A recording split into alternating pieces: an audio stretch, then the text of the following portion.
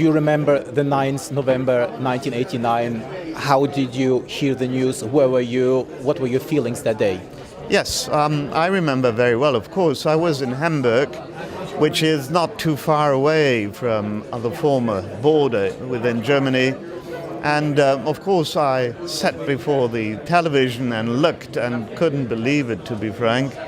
But at the very next days, we saw a huge crowd of people from Eastern Germany shopping in Hamburg. So we immediately witnessed the effects.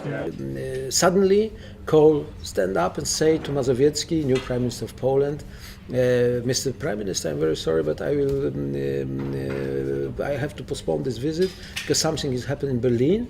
Nobody of us knew about these events, and they left. They left Warsaw to Berlin.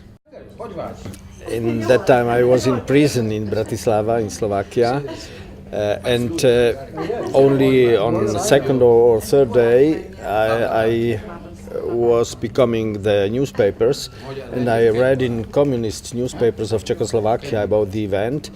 But of course I was able to imagine what importance it has even for my imprisonment. Briefly speaking, it was unbelievable. It was a surprise for all of us. We didn't expect that this process will go so fast. The question of unification of Germany after all these changes in Central Europe, it was obvious for us. Because if we have an end of Cold War, division of Germany is totally artificial. This time will come, but nobody expected it so soon and in such form. So you had concerns at the moment. It was more fear than happiness when it happened? Oh, there was a lot of fear, but about the reaction from the East German leadership and the Secretary General Krenz. However, we Poles, we are always optimistic. We always believe that the solidarity will win, and the freedom must be spread all over Eastern Europe. Thank you very much.